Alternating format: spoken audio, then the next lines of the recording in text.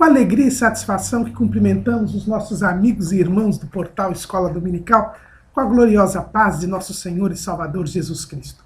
Estamos dando início a mais uma pré-aula, esta ferramenta que o portal Escola Dominical disponibiliza no início da semana para que os irmãos possam melhor preparar a sua aula da Escola Bíblica Dominical.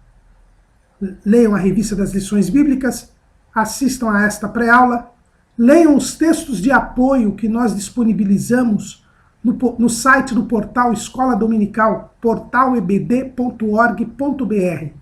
Inclusive o texto que dá base a esta ministração.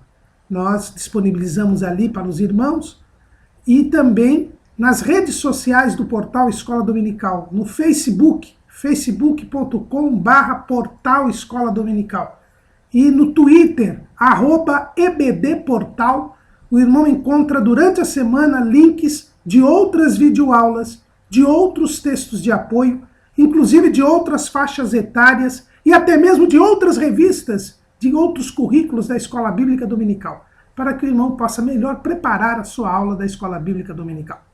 Também durante a semana, acessem as leituras diárias, breves comentários em áudio dos textos sugeridos na revista das lições bíblicas. Se tiverem alguma dúvida, postem a sua pergunta na sala dos professores do portal Escola Dominical. E no sábado à noite, às 19 horas, horário de Brasília, o irmão é convidado a assistir à transmissão ao vivo do estudo preparatório dos professores e amigos da Escola Bíblica Dominical da Igreja Evangélica Assembleia de Deus, Ministério do Belém, na sede aqui em São Paulo, onde interativamente o irmão poderá elucidar as suas últimas dúvidas. Mas tudo isso, irmãos, é a preparação da Escola Bíblica Dominical. A Escola Bíblica Dominical é a igreja reunida, evangelizando enquanto ensina e ensinando enquanto evangeliza, segundo lição do pastor Antônio Gilberto, que também costuma dizer que é a igreja do Senhor, reunida no dia do Senhor, estudando a palavra do Senhor.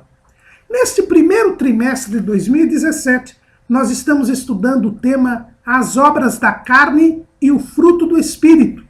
Como o crente pode vencer a verdadeira batalha espiritual travada diariamente. O nosso comentarista é o pastor Osiel Gomes da Silva, presidente das Assembleias de Deus no campo de Tirirical, em São Luís, no estado do Maranhão. E hoje estaremos estudando a lição de número 11, que tem como título Vivendo de forma moderada. Nós estamos neste terceiro bloco do trimestre estudando as 9 qualidades do fruto do Espírito, ali descritas pelo apóstolo Paulo em Gálatas 5:22, pois o nosso estudo desse trimestre está baseado no trecho de Gálatas 5:19-22, onde Paulo elenca as obras da carne e o fruto do Espírito. E hoje estaremos estudando aí a 9ª qualidade na relação de Gálatas 5:22, que é a temperança, ou, em outras traduções, o domínio próprio ou o autodomínio, também conhecida como a moderação, daí porque o título Vivendo de forma moderada. Terminando assim o grupo das 3 qualidades que dizem respeito ao relacionamento conosco mesmos. O fruto do Espírito, como ele implanta em nós o caráter cristão, como ele faz, são as características da nova criatura, do novo homem, do homem que creu em Jesus Cristo, nós temos o cumprimento do mandamento de Jesus, que é o mandamento divino para o ser humano, que é amar uns aos outros como Jesus nos amou. E amar uns aos outros como Jesus nos amou é a síntese dos 2 grandes mandamentos da lei, que é amar a Deus e ao próximo como a si mesmo. Então nós temos 3 características, 3 qualidades do fruto do Espírito que dizem respeito ao nosso relacionamento com Deus: a caridade ou amor, o gozo ou alegria e a paz. 3 qualidades que dizem respeito ao nosso relacionamento com o próximo, que é a longanimidade ou paciência, a benignidade e a bondade, e 3 qualidades que dizem respeito ao relacionamento conosco mesmos. Nós temos que amar a Deus e ao próximo como a nós mesmos, que é a fé ou fidelidade, a mansidão e agora a temperança ou domínio próprio ou autodomínio, ou também o controle próprio ou o autocontrole. Quando nós vamos ao dicionário, nós encontramos que a temperança é a qualidade ou a virtude de quem é moderado, de quem é comedido. É o poder ou a virtude pelo qual o homem pode refrear os apetites desordenados. Quando nós falamos em temperança ou em domínio próprio ou autodomínio, autocontrole ou controle próprio, moderação ou comedimento, imediatamente nós nos lembramos do propósito divino para o homem. Quando Deus resolveu criar o homem, ele já fez uma vinculação entre o homem e o domínio e o poder. Veja o que nós lemos lá em Gênesis 1:26. E disse Deus: façamos o homem conforme a nossa imagem, conforme a nossa semelhança, e domine sobre os peixes do mar, e sobre as aves dos céus, e sobre o gado, e sobre toda a terra, e sobre todo o réptil que se move sobre a terra. E no versículo 28, e Deus os abençoou, e Deus lhes disse: frutificai, e multiplicai-vos, e enchei a terra, e sujeitai-a, e dominai sobre os peixes do mar, e sobre as aves dos céus, e sobre todo o animal que se move sobre a terra.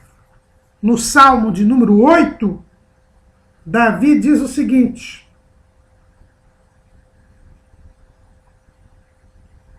que é o homem mortal para que te lembres dele, e o filho do homem para que o visites? Contudo, pouco menor o fizesse do que os anjos, e de glória e de honra o coroaste. Fazes com que ele tenha domínio sobre as obras das tuas mãos. Tudo puseste debaixo de seus pés. Todas as ovelhas e bois, assim como os animais do campo, as aves dos céus e os peixes do mar, e tudo que passa pelas veredas dos mares. Então nós vemos que pelo propósito divino, o homem foi feito para dominar sobre a criação terrena. O papel do homem era de ser o administrador de Deus do universo físico. O homem foi criado distinto dos outros seres vivos. O homem dotado de razão, dotado de inteligência, dotado de uma parte imaterial, a alma e o espírito, foi constituído por Deus para ser o administrador, o mordomo de toda a criação terrena. Então o homem foi estabelecido para ser o dominador, para ser aquele que estivesse à frente e sobre toda a criação terrena. O homem deveria se sujeitar a Deus e, nesta sujeição a Deus, dominar toda a criação terrena. Era este o propósito de Deus, não é este o propósito de Deus para o ser humano. E se o ser humano ele tem que dominar sobre toda a criação terrena, ele também tem que dominar a si mesmo.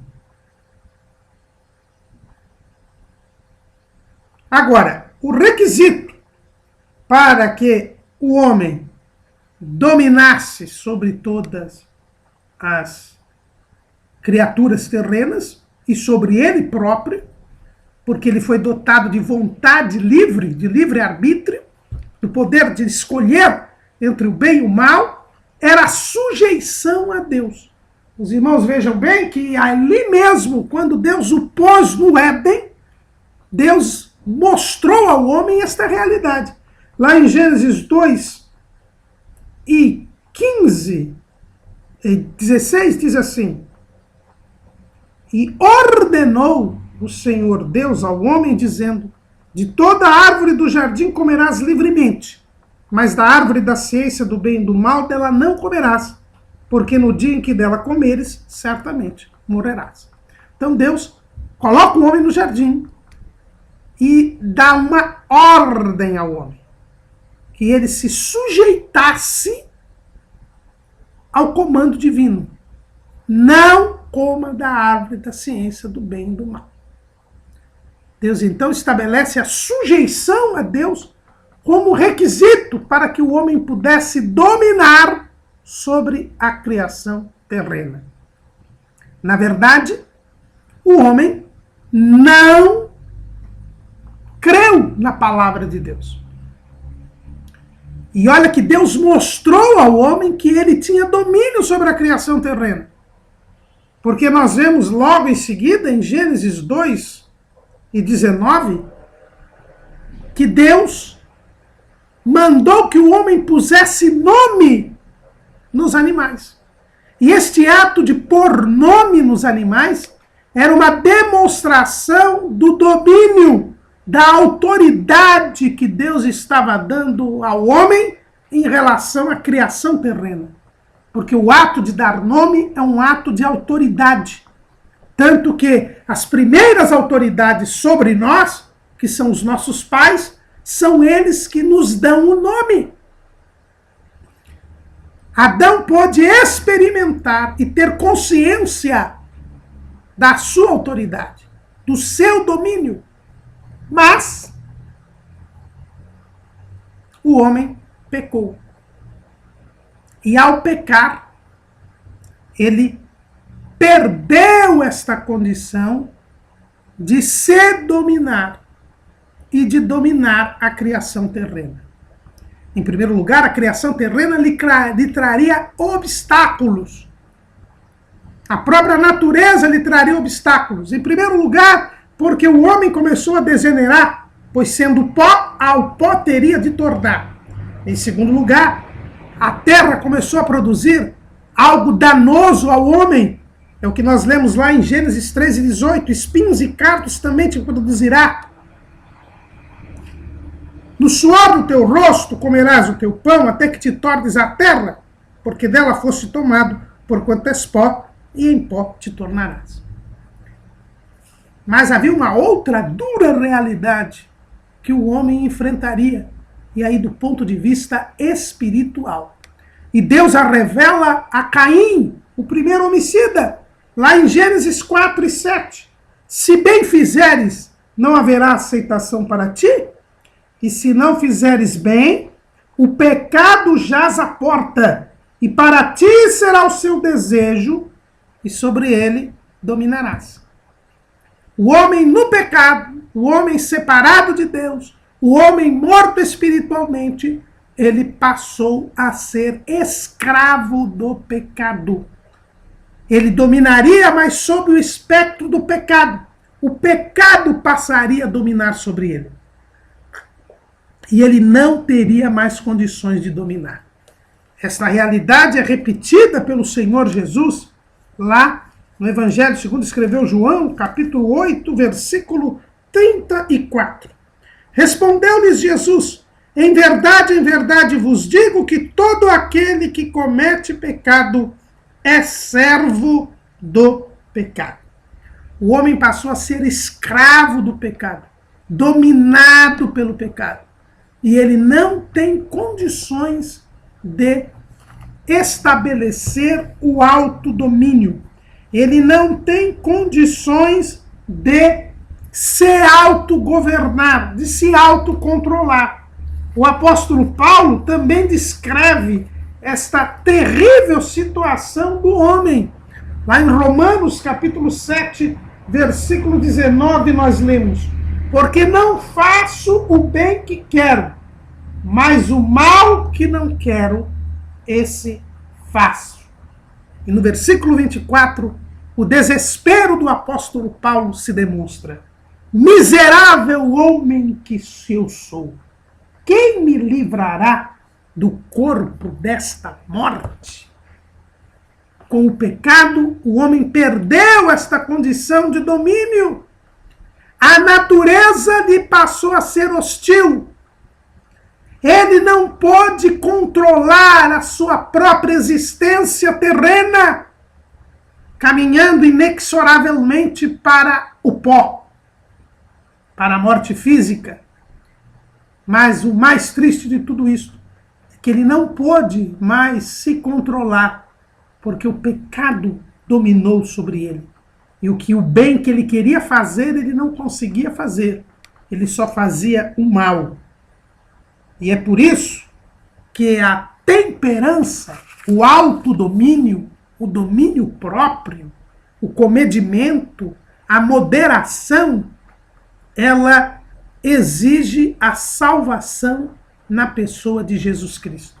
É por isso que a temperança é fruto do Espírito. O velho homem, ele infelizmente não tem condições de se autocontrolar. Ele é dominado pelo pecado. Nós vimos aqui que a temperança é a capacidade, é a virtude pelo qual o homem refreia os apetites desordenados. Mas o homem não tem controle sobre os desejos da carne, sobre os desejos pecaminosos. Eles dominam sobre o homem. Paulo, escrevendo lá em Efésios, no capítulo 2, ele diz assim: e vos vivificou, estando vós mortos em ofensas e pecados, em que noutro tempo andaste segundo o curso deste mundo, segundo o príncipe das potestades do ar, do espírito que agora opera nos filhos da desobediência, entre os quais todos nós também antes andávamos nos desejos da nossa carne, fazendo a vontade da carne e dos pensamentos. E éramos, por natureza, filhos da ira, como os outros também. O homem no pecado, ele não faz o que quer, ele não faz o bem que deseja, ele é obrigado a cumprir os desejos da carne, a vontade da carne, a vontade dos pensamentos. Ele não se controla, ele é refém da concupiscência. O apóstolo, o irmão do Senhor, Tiago, ele diz o seguinte, lá na sua carta, capítulo 1, versículo 14: mas cada um é tentado, quando atraído e engodado pela sua própria concupiscência. Depois, havendo a concupiscência concebido, dá à luz o pecado. E o pecado, sendo consumado, gera a morte. É a concupiscência. O que é a concupiscência? É a cobiça, é o descontrole dos desejos, das paixões. Essa é a cobiça, essa é a concupiscência.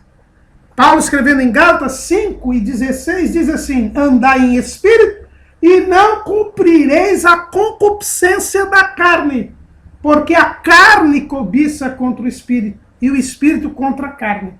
E estes opõem-se um ao outro para que não façais o que quereis. Então, há uma luta entre a carne e o espírito, nós temos estudado isso nesse trimestre. Mas a verdade é que o homem sem o novo nascimento, o homem carnal, o homem natural, ele é dominado pela carne. E a carne cobiça, a carne deseja de forma incontrolável. Este descontrole dos desejos da carne, da vontade dos pensamentos, que é mal continuamente. Esse descontrole é a concupiscência. E o pecado domina sobre o homem. E o homem não pode, portanto, se controlar. E aí, irmãos, nós vamos ver que a temperança, ou o autodomínio, ou o domínio próprio, ela é uma qualidade que vem do amor de Deus, é um desdobramento do amor de Deus, por isso que é o fruto do Espírito, e ela não pode ser confundida com a momentânea contenção. Viver de forma moderada, diz o título da nossa lição. O salvo, ele tem o permanente controle.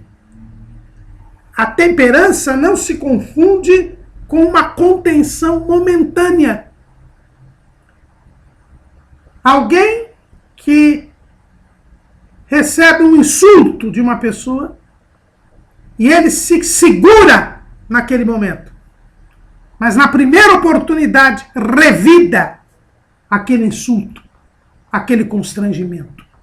Quantas vezes nós não vemos aí no noticiário pessoas que discutem e depois, quando se encontram novamente, a pessoa que se achou injuriada, insultada, mata a outra. Isto é uma mera contenção, não é um controle. É apenas uma estratégica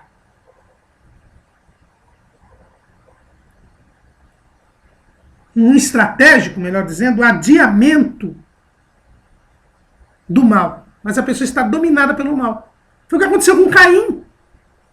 Caim, quando percebeu que o seu sacrifício não foi aceito, mas sim o de Abel, ele descaiu o seu semblante. Mas ele não tomou uma atitude imediata. Ele premeditou o crime, convidou o seu irmão, foi a um lugar ermo e ali o matou. Deus, que conhece os corações, percebeu este intento maligno de Caim e o avisou. E, inclusive, lhe disse que ele seria dominado pelo pecado. Então, a mera contenção, o mero segurar-se, não é a temperança nem o domínio próprio. O domínio próprio, como diz a nossa lição, é uma vida moderada, uma vida comedida. Não é um simples momento.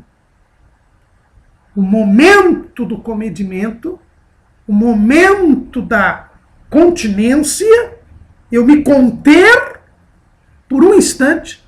Isto não quer dizer que eu sou moderado. Isso não quer dizer que eu sou temperado. Nós vivemos hoje dias, irmãos, tão tristes. Nós vivemos dias hoje tão difíceis que está difícil até de encontrar pessoas que se contenham. Hoje, neste mundo cibernético, telemático, onde tudo é para ontem, onde tudo é instantâneo e imediato, as pessoas não sabem nem se conter momentaneamente. E quem se contém momentaneamente até se destaca. Mas isso não tem nada a ver com ser temperado. Na Bíblia nós temos alguns exemplos de simples contenção, de uma momentânea contenção. Se você for lá no primeiro livro de Samuel, capítulo 13, versículo 21, você vai ver uma contenção momentânea da parte de Saul.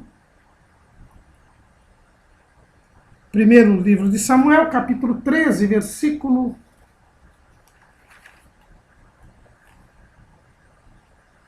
21.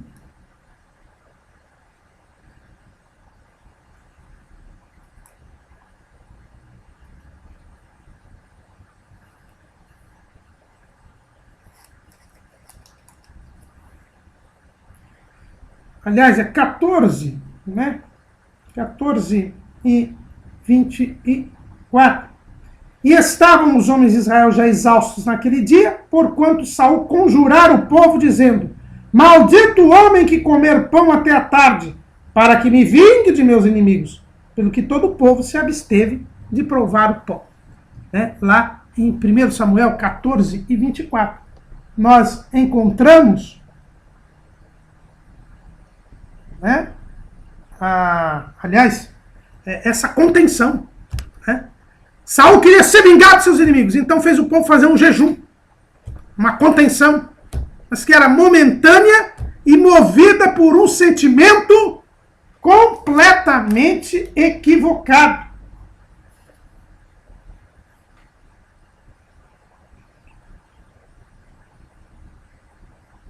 É uma mera contenção. de um homem que já não tinha mais a presença de Deus, já tinha sido rejeitado por Deus. Como a gente vê lá no capítulo 13 desse primeiro livro de Samuel.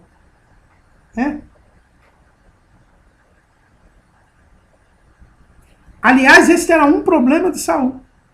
Quando dessa rejeição, lá no capítulo 13, no versículo 12, nós encontramos ali, que Saul se segurou durante 7 dias, aguardando Samuel. Mas como Samuel não vinha e o povo ia embora, ele ofereceu sacrifício e foi reprovado por Deus. Foi uma momentânea contenção, mas que não era moderação. No livro de Esther, no capítulo 5, no versículo 10,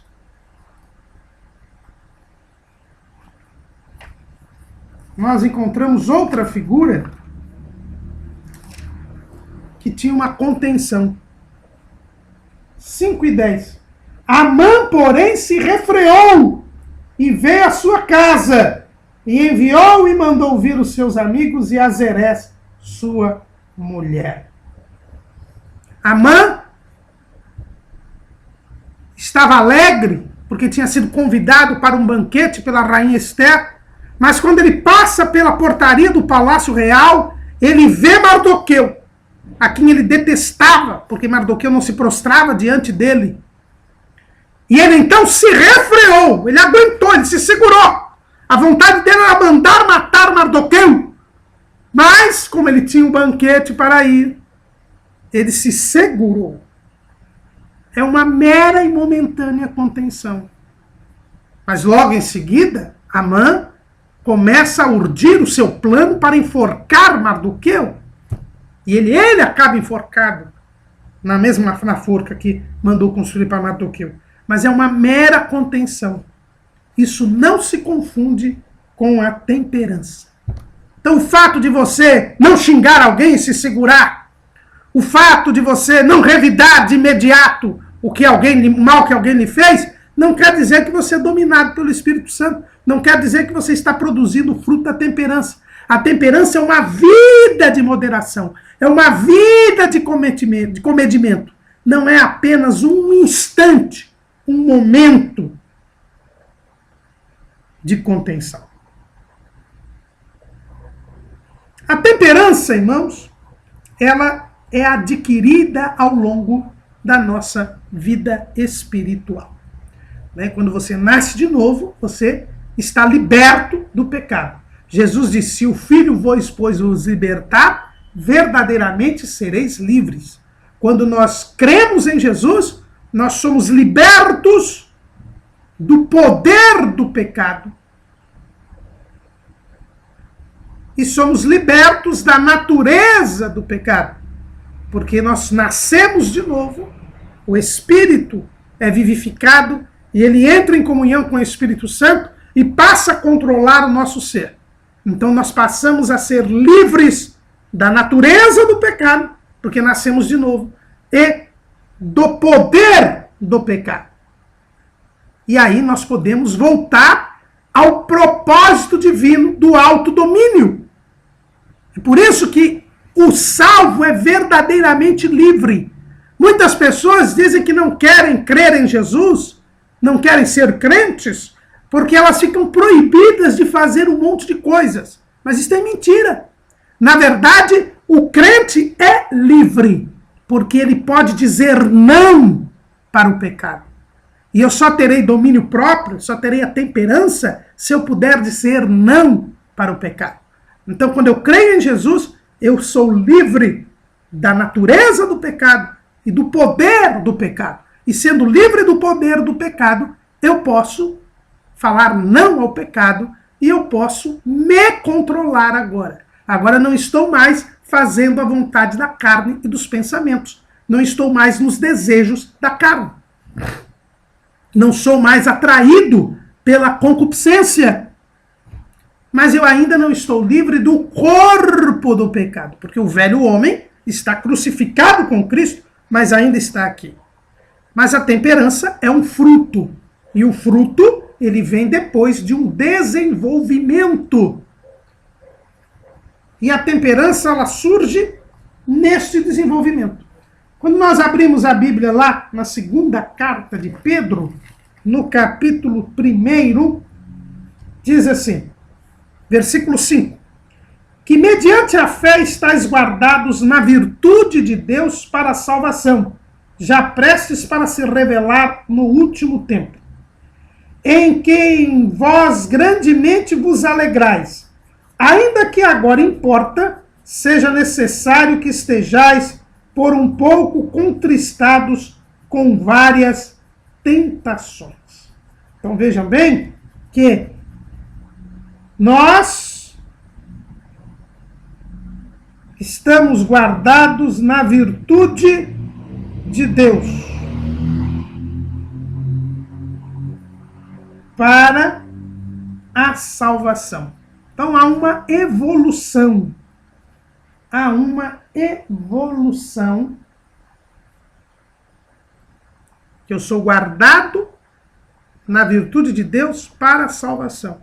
E o mesmo Pedro, agora na segunda carta, no capítulo 1 e no versículo 5, ele diz assim, e vós também, pondo nisto mesmo toda a diligência, acrescentai à vossa fé a virtude.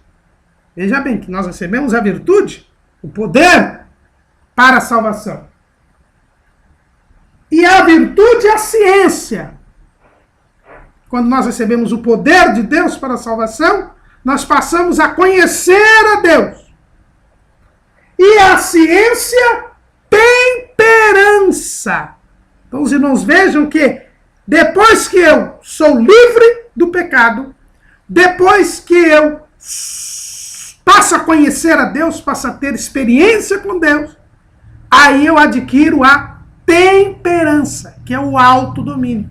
E depois da temperança, diz o apóstolo Pedro, eu vou adquirir a paciência.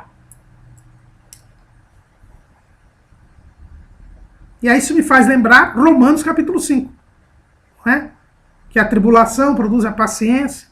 Então, eu ganho, diz Pedro na primeira carta, a virtude para a salvação, ainda que seja necessário que eu seja conquistado com várias tentações. Aí eu começo a sofrer. E esse sofrimento, diz Paulo, gera paciência. Mas esse sofrimento também gera temperança. Porque eu tenho uma experiência com Deus, e essa experiência com Deus me gera o autodomínio, o controle próprio. É por isso que Paulo, irmãos, compara o crente a um atleta. Lá em 1 Coríntios, capítulo 9, nós vemos o apóstolo Paulo fazendo essa comparação do crente com um atleta. Né?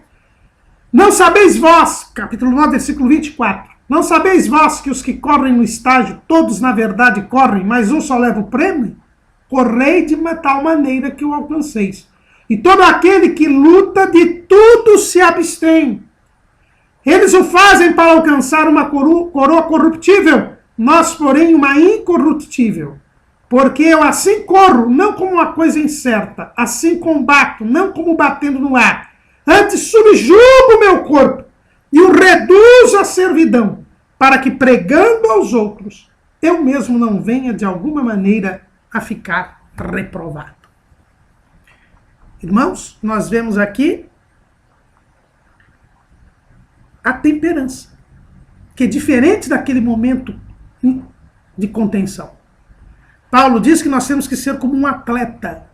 E como é que o atleta age?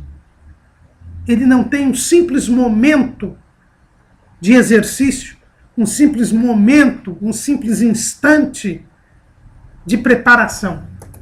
Ele se prepara, e aqui Paulo está falando do atleta olímpico, e nós conhecemos bem acabamos de ter o ano passado as Olimpíadas aqui no Rio de Janeiro, e logo depois das Olimpíadas, nós vimos alguns atletas dando entrevistas, e eles diziam que estavam ali, depois das Olimpíadas, tendo ali uns 30 dias de férias, e depois eles já iam começar o novo ciclo olímpico. Ou seja, a preparação do atleta começa de uma Olimpíada para outra Olimpíada. São 4 anos de preparação. Há uma vida toda, uma rotina toda de exercícios, de se manter em forma, de alimentação, de atividades, porque ele visa a próxima Olimpíada. É o ciclo olímpico. O crente é um atleta. Ele tem que combater, diz Paulo, ele tem que lutar, ele tem que se reduzir à servidão, o seu corpo, ele tem que controlar os seus desejos, ele tem que manter crucificado o velho homem, ele tem que se dominar durante todo o ciclo olímpico. Só que o ciclo olímpico do crente não é de 4 anos, de uma Olimpíada a outra. O ciclo olímpico do crente é desde o novo nascimento até a glorificação. Se Jesus demorar e nós formos à terra, ao pó, antes de Jesus voltar, nós passamos para a eternidade, já temos garantida a salvação e aguardaremos a glorificação no paraíso. Se estivermos vivos, seremos glorificados no abrir e fechar de olhos no dia do arrebatamento da igreja. É por isso que Paulo diz, você tem que lutar, quem luta de tudo se abstém. Tem que subjugar o corpo, reduzi-lo à servidão, para não ser reprovado. E é por isso que Paulo pôde dizer na sua última carta, combati o bom combate, acabei a carreira, guardei a fé. É este o objetivo do cristão. É esse o objetivo da pessoa que é salva por Jesus Cristo. Porque o fim da nossa fé é a nossa salvação. O próprio Pedro diz isso na primeira carta, capítulo 1, versículo 9. Alcançando o fim da vossa fé, a salvação das almas. E a temperança é um estágio de desenvolvimento. Né? Você recebe o poder, é livre por Deus. Você passa a ter experiência com Deus, conhecimento de Deus. Nisso você é provado, você é perseguido, você sofre tribulações. E essa tribulação, então, gera temperança, esse autodomínio, que gera depois a paciência. Então, a temperança é um estágio para o desenvolvimento espiritual. É algo que advém com o tempo e vai se aprimorando com o tempo. Quando nós falamos na temperança, nós temos que falar a respeito dos instintos do homem. O ser humano, ele foi criado por Deus com instintos. O que são os instintos? Os instintos são impulsos interiores que independem da razão e que fazem o indivíduo agir. O ser humano é um ser vivo. E todo ser vivo foi criado por Deus tendo instintos, que são esses impulsos. Quando alguém vem bater em você, você faz assim. Você faz assim por instinto. Por quê? Porque você tem um instinto de preservação. Quando você sente fome, por que o corpo sente fome, sente sede? Porque ele precisa dos alimentos para sobreviver. E quando está faltando o alimento, o corpo já dá os seus sinais. Então o instinto, ele é próprio do ser humano e é próprio de qualquer ser vivo. E o pecado, ele está no desequilíbrio dos instintos. Então o controle próprio, o domínio próprio, a temperança, é o controle dos instintos. A concupiscência, que Paulo chama de concupiscência da carne, a nossa própria concupiscência, como diz Tiago, ele nos leva a desequilíbrio dos instintos. O homem foi criado para dominar sobre os instintos. Mas a velha natureza, a natureza pecaminosa, faz com que os instintos nos dominem. Porque o pecado faz com que nós não tenhamos controle sobre os nossos instintos. A temperança é o controle dos instintos. É Deus quem criou os instintos. Os instintos não podem ser eliminados, a menos que a pessoa morra. E aí nós temos que combater a chamada doutrina do ascetismo. O que é a doutrina do ascetismo? É a doutrina que diz que nega direitos ao corpo, ou que diz que nós devemos castigá-lo, como se isso tivesse um efeito positivo em favor da alma, purificando-o de desejos carnais e liberando-a para melhor progredir no caminho da salvação. A prática inclui jejum, celibato, autoflagelação, a abstenção de alimentos de prazer, a reclusão e a mendicância.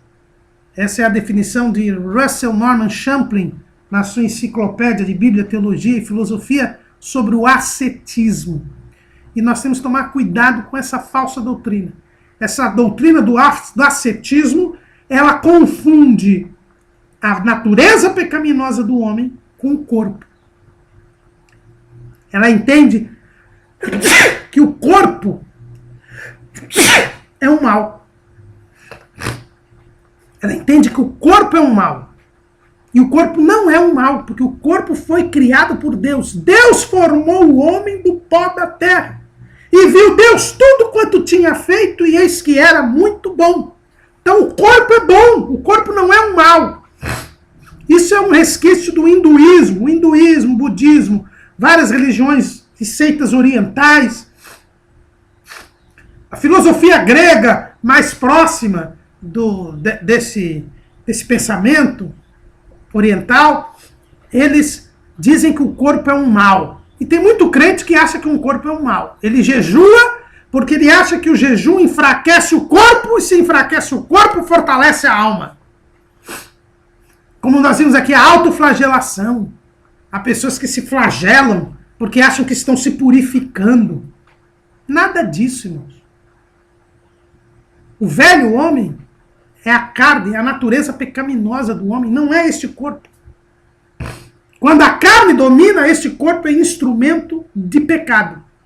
Mas quando o Espírito domina, este corpo é instrumento de justiça.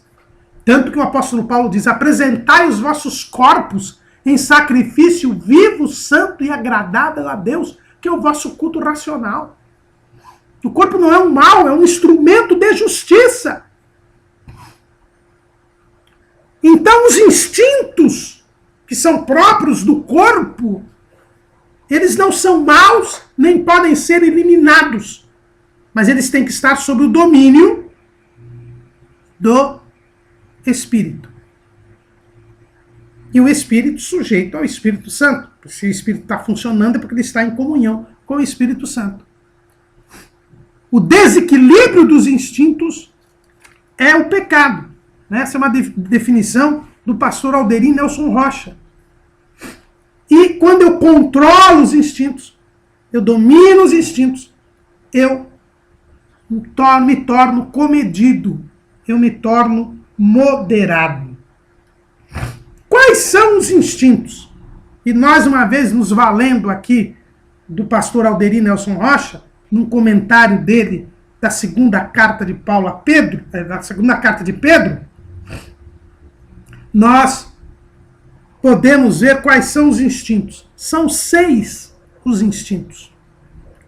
E nós vamos ver como a temperança se traduz em cada um desses instintos. O primeiro instinto é o instinto da aquisição. O homem deve sempre adquirir o suficiente para a sua própria subsistência. Então nós temos o instinto do homem. É ele adquirir aquilo que ele precisa para a sua subsistência. Isso ele faz por instinto.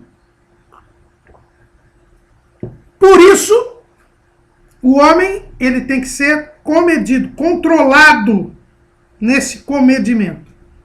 E vejam bem, irmãos, que esse controle, embora a temperança seja o domínio próprio, é o domínio do espírito humano sobre o corpo, sobre os instintos. E o espírito humano está sujeito a Deus, ao Espírito Santo. Quando o espírito humano não está sujeito ao Espírito Santo é porque ele está morto, está separado. E aí não é ele quem domina é a carne. Não estou falando aqui de um domínio, de um controle mental, também que é defendido pelas seitas orientais, que é defendido pela nova era. Nós não somos pequenos deuses. Essa é uma ilusão. Foi a mentira de Satanás. Sereis iguais a Deus, sabendo o bem e o mal. E quando ele pecou, ele se tornou escravo do pecado.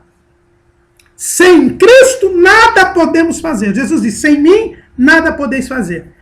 A ideia da nova era de que eu posso me controlar se eu me desligar do corpo, se eu ficar zen, isso é mentira.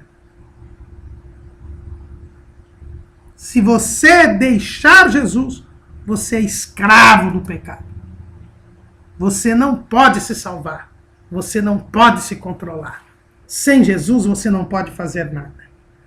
Mas o primeiro instinto é a aquisição. E esse instinto hoje tem levado as pessoas a dois extremos. Né? Desde sempre, mas hoje, com o consumismo que nós temos hoje. Né? Nós temos o amor do dinheiro, que nos leva à avareza ou à prodigalidade, ou ao perdularismo. Ou você é avarento, e aí você é idólatra, ou você é pródigo, você gasta demais, você é consumista, materialista. Tanto o avarento, o pão duro, quanto o perdulário, eles são pecadores. Eles não têm a temperança, porque eles não controlam o instinto da aquisição. E hoje, infelizmente, nós vemos muitas pessoas aí endividadas, estamos numa crise muito grande, mas nós vemos pessoas muito endividadas não por causa da crise, mas por causa do consumismo, porque gastaram muito mais do que ganhavam, unicamente para ostentação, unicamente para aparência. Pessoas que trocaram seu celular por um modelo novo sem necessidade. Nós temos que tomar muito cuidado com isso. Lembrando que nós temos que adquirir o necessário para a nossa sobrevivência. Em Isaías, capítulo 55, no versículo 2, nós encontramos o seguinte: por que gastais o dinheiro naquilo que não é pão? E o produto do vosso trabalho naquilo que não pode satisfazer? Ouvi-me atentamente e comei o que é bom, e a vossa alma se deleite com a gordura. Inclinai os vossos ouvidos e vinde a mim, ouvi, e a vossa alma viverá, porque convosco farei um concerto perpétuo, dando-vos as firmes beneficências de Davi. Paulo, escrevendo lá em 1 Timóteo, capítulo 6, versículo 10, ele diz: porque o amor do dinheiro é a raiz de toda espécie de males, e nessa cobiça alguns se desviaram da fé e se traspassaram a si mesmos com muitas dores. E em Colossenses 3 e 5, Paulo diz o seguinte: mortificai, pois, os vossos membros que estão sobre a terra, a prostituição, a impureza, o apetite desordenado, a vil concupiscência e a avareza, que é idolatria. Tomemos cuidado, irmãos. Deixemos que o Espírito Santo nos controle. Quando o Espírito Santo nos controla, nós somos temperantes. E nós não seremos nem avarentos, nem perdulários. O que nós precisamos ser é o que a Bíblia chama de liberal. Salmo 112, versículo 9. É liberal. Dá aos necessitados. A sua justiça permanece para sempre e a sua força se exaltará em glória. O homem que teme ao Senhor, que é mencionado aqui no Salmo 112, ele é liberal. Ele não é gastão, nem é pão duro. O segundo instinto é o instinto do domínio. Né? O homem foi feito para dominar. É da sua natureza o domínio. Mas ele não pode idolatrar o poder. Ele não pode ser obcecado pelo poder. Ele não pode querer o poder a todo custo. E não pode usar o poder para oprimir as pessoas. Ele tem que usar o poder como um serviço. Ele tem que usar o poder como uma oportunidade de fazer bem aos outros. Foi o que Jesus fez. Ele disse: o Filho do Homem não veio para ser servido, mas para servir e dar a sua vida em resgate de muitos. Poder, ele deve ser exercido como um serviço.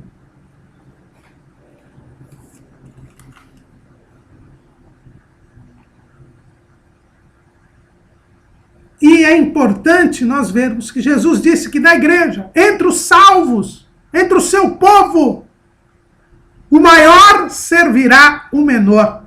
É diferente. Lá em Mateus 23 e 11 diz assim: porém o maior dentre vós será vosso servo. É este o objetivo, esta a mentalidade do moderado. O moderado, ele sabe que ele é um servo. Jesus repete isso lá em Mateus capítulo 20, versículo 25. Então Jesus, chamando-os para junto de si, disse: bem sabeis que pelos príncipes dos gentios são estes dominados, e que os grandes exercem autoridade sobre eles. Não será assim entre vós, mas todo aquele que quiser entre vós fazer-se grande, seja vosso serviçal. E qualquer que entre vós quiser ser o primeiro, seja vosso servo. Bem como o Filho do Homem não veio para ser servido, mas para servir e dar a sua vida em resgate de muitos. O crente, ele é moderado. O líder, ele é moderado porque ele não está ali para oprimir o povo, nem para tirar vantagem do povo, mas ele está ali para servir o povo. E como ele sabe que tem que servir o povo, e como ele sabe que não é o povo que depende dele, mas ele depende do povo, ele é moderado e comedido nas suas decisões e no seu governo. Mas nós temos também o instinto da autoproteção. Né? O homem deve proteger e defender a sua vida e a sua integridade. Então, o instinto da autoproteção faz com que nós nos defendamos, nós procuremos a nossa preservação. Mas nós não podemos agredir o próximo. Quando, para eu me proteger, eu agrido o próximo, aí eu já perdi a temperança, aí eu já não sou comedido.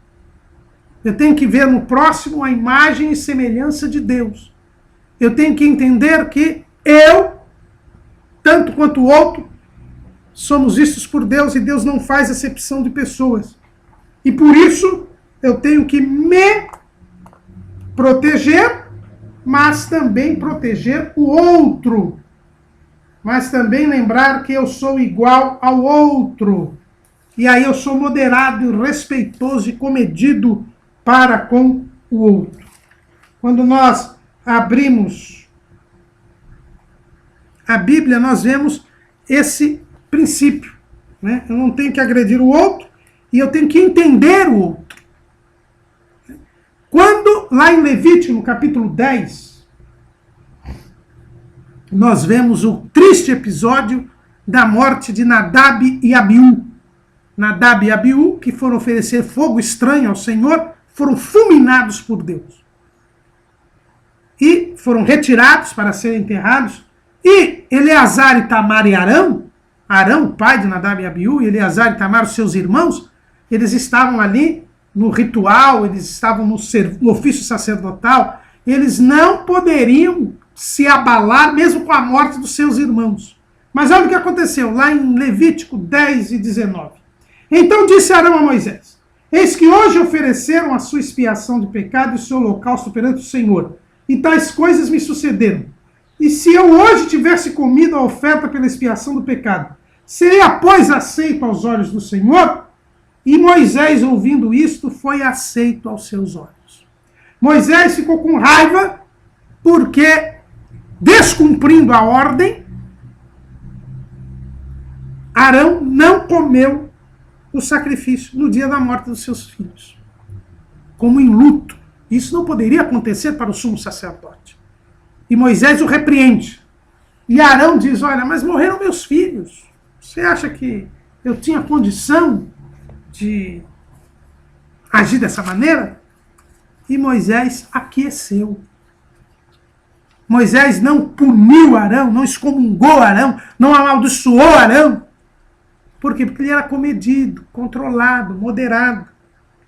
Ele entendeu o instinto da autoproteção, da autodefesa, que todo ser humano tem. Arão não rasgou seus vestidos, Arão não se revoltou contra Deus, mas Arão não comeu do sacrifício. Diante do seu abatimento, diante da perda dos seus filhos. Então, isso é mais uma demonstração do comedimento, da temperança. Nós temos que entender o próximo. Nós temos que olhar no instinto nosso da defesa, jamais agredir o próximo. Jesus agiu desta maneira. 1 de Pedro 2 e 23. O qual, Jesus, quando injuriavam, não injuriava. E quando padecia, não ameaçava, mas entregava-se àquele que julga justamente. Sejamos comedidos.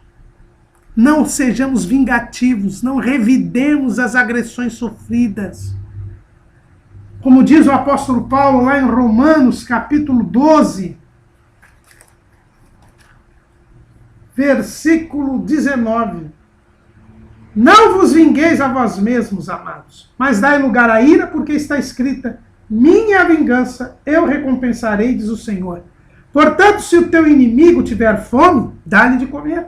Se tiver sede, dá-lhe de beber. Porque fazendo isto, amontoarás brasas de fogo sobre a sua cabeça. Não te deixes vencer do mal, mas vence o mal com o bem. Entendamos o instinto de autoproteção das pessoas. E não usemos do instinto de autoproteção como justificativa, desculpa para ferirmos o próximo. Sejamos comedidos. Mas, além do instinto da autoproteção, nós também temos o instinto da reprodução. Frutificai e multiplicai-vos. Nós somos feitos para reproduzir, para procriar. Nós temos esse instinto da reprodução, que é a sexualidade do homem, né? Um dos pontos pilares, é o principal ponto da sexualidade. A sexualidade não é apenas para a reprodução, mas também para a reprodução. Né? Então a prática do sexo ela é absolutamente normal. O homem foi feito macho e fêmea, ele foi feito para um ser sexuado, então isso é natural do homem. Só que esse instinto deve ser controlado, como todo instinto. O sexo é feito para a procriação, para a união e para o prazer. o pastor Osmar José da Silva, lá de Sorocaba, chama de recriação. Então nós temos aqui a procriação, o prazer e a união. É para isso que serve o sexo.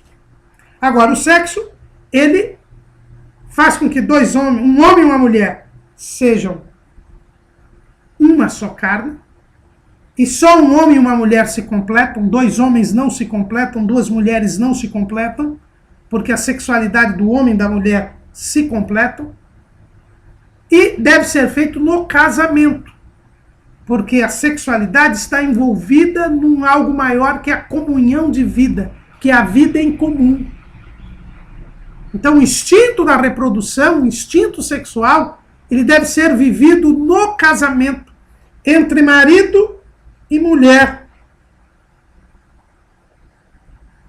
E aqui nós temos a castidade, a famosa castidade. O que é a castidade? A castidade é a pureza sexual, é o exercício do instinto sexual de acordo com a vontade de Deus, sob o controle do Espírito Santo. Nós colocamos aqui um texto de um cônego. Um cônego é um assistente de uma catedral católica, né? Não necessariamente um padre. E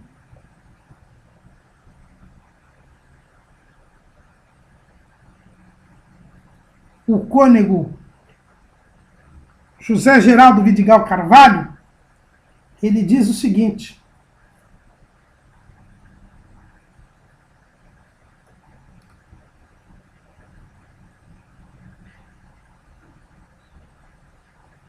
ele diz que a castidade significa a integração perfeita da sexualidade na pessoa e daí a unidade interior do homem no seu ser corporal e espiritual. A temperança submete o instinto à razão e conduz à castidade.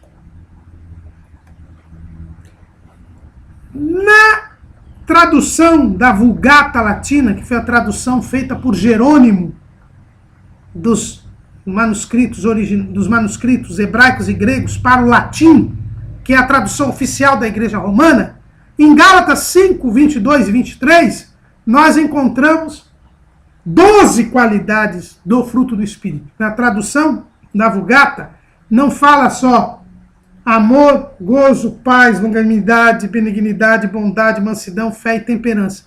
Ela fala de mais 3. Tem mais 3 qualidades aí na tradução da Vulgata, que é baseada em alguns outros nos manuscritos. Ele inclui a paciência, inclui a modéstia e inclui a castidade. Mas, na verdade, a castidade pode ser incluída aqui na temperança. Né? O domínio sobre o instinto sexual. É a pureza sexual. E isso é exigido de todo ser humano. Quando eu tenho desvirtuamento do instinto da reprodução, eu tenho toda a impureza sexual, a lascívia, a prostituição, o homossexualismo, enfim, todas estas depravações que nós encontramos nos dias de hoje. Então, e que é muito terrível isso. Né? Hoje é um mal que assola muitos que cristãos se dizem ser. A pornografia, a lascívia, a impureza sexual, a fornicação, o adultério. Tudo isso é o descontrole do instinto da reprodução, do instinto sexual. A temperança nos faz viver uma vida sexual pura. E essa vida sexual pura impõe, em primeiro lugar, a vida sexual apenas no casamento com o cônjuge, de forma natural, altruísta e santa. Quem não é casado tem a abstinência sexual. Né? Sexo é no casamento e de forma natural, altruísta e santa. E não se permite nenhuma atividade sexual fora do casamento ou antes do casamento. quinto instinto é o instinto da comunhão. A comunhão, né? O ser humano, ele é um ser social. A Bíblia diz, não é bom que o homem esteja só. Ele precisa saber conviver.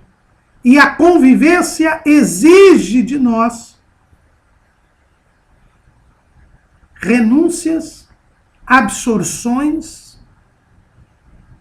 compreensão. Nunca as coisas vão ser do jeito que a gente quer, porque nós não vivemos sozinhos no mundo. Nós vivemos com outras pessoas, nós convivemos. E esta convivência exige de nós renúncias, exige de nós tratativas, negociações, para que cheguemos a acordos e a consensos. É por isso que o apóstolo Paulo diz lá em Colossenses, capítulo 4, versículo 6.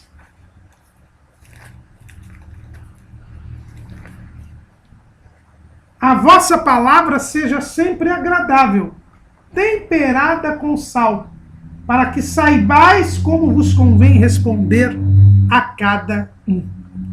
Nós temos que ser delicados, educados, polidos, respeitosos para com os outros, porque nós temos que saber conviver. Não querer que as pessoas sejam meros instrumentos da nossa vontade. Elas são imagem e semelhança de Deus.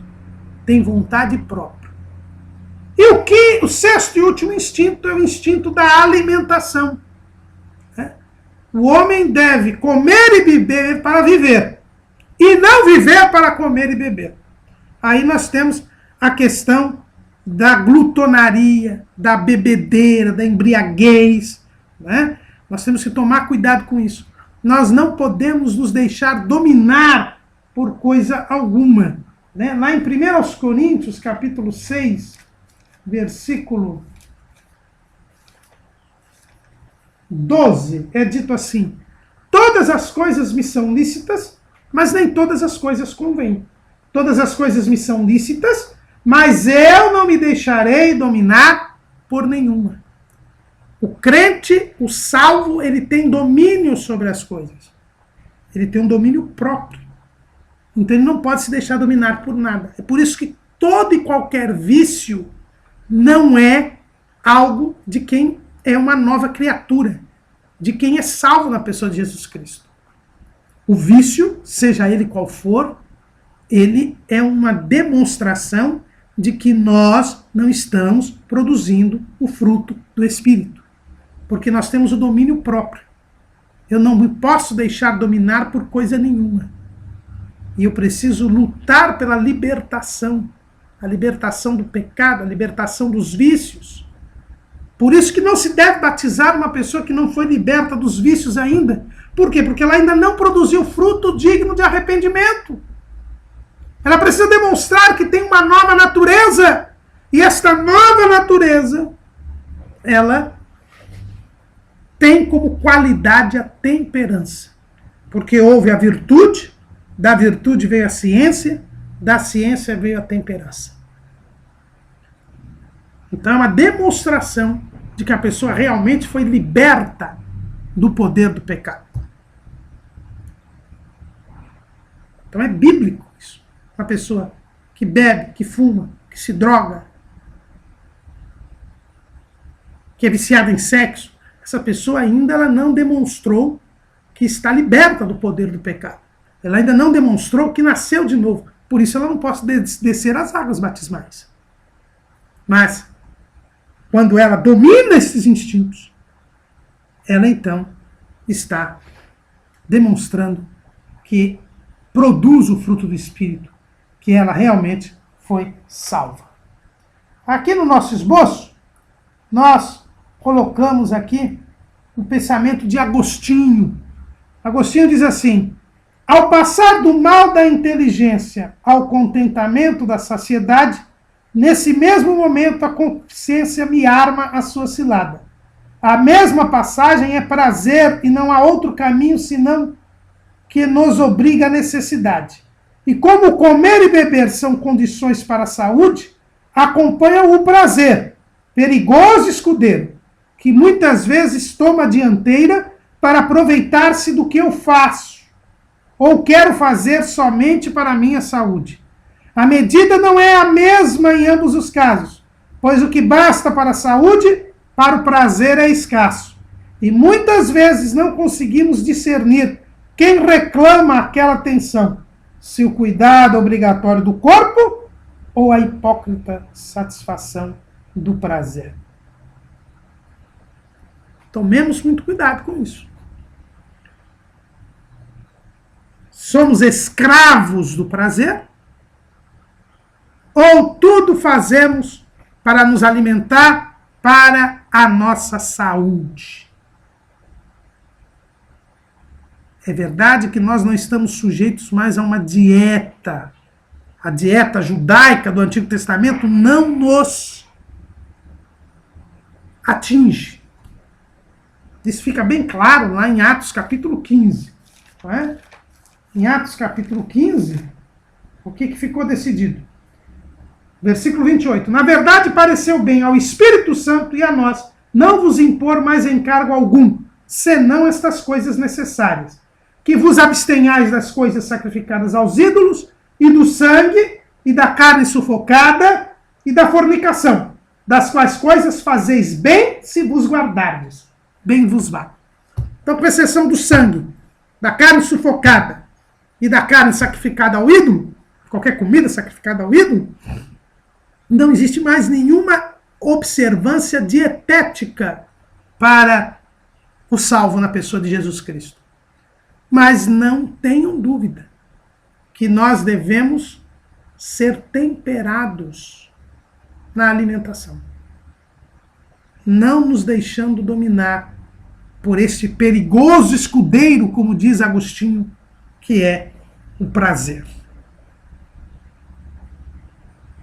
Quando nós controlamos os nossos instintos, que, repetindo, é aquisição, domínio, autoproteção, reprodução, comunhão e alimentação, nós caminhamos em santidade. E aí é uma vida de continência. A temperança, ela é continência. O que é continência? É um comportamento muito contido, moderação nos gestos, nas palavras, nos atos, comedimento, autodomínio. Temperamento é um controle.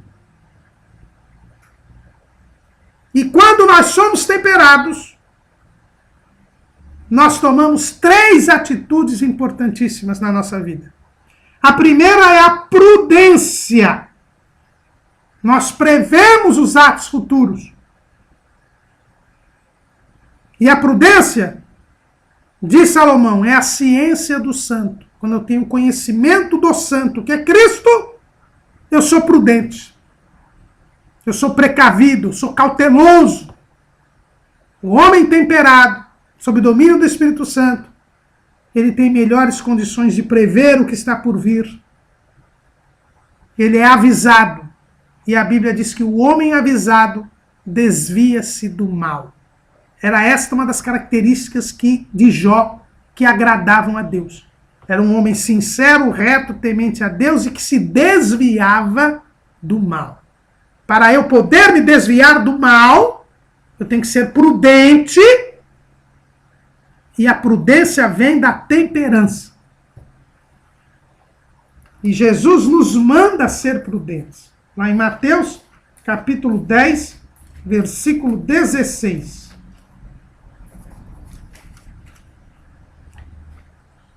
Eis que vos envio como ovelhas ao meio de lobos.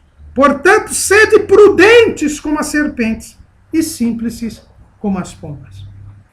Mas a prudência também me traz o autocontrole e o comedimento no presente. Hoje eu tenho que ser comedido. O meu comedimento, a temperança, me faz ver o futuro, me faz prever o futuro, me faz desviar do mal. Mas hoje eu tenho que ser comedido. Hoje eu tenho que usar palavras temperadas com sal. Hoje eu tenho que colocar uma faca no meu pescoço na hora de comer e beber. Eu tenho que ser contido nas circunstâncias que podem me levar à imoralidade sexual. Eu tenho que ser comedido no presente. É por isso que é dito lá em Apocalipse 22:11. Quem é injusto, faça injustiça ainda. Quem está sujo, suje-se ainda. E quem é justo, faça justiça ainda. E quem é santo, seja santificado ainda. Ainda.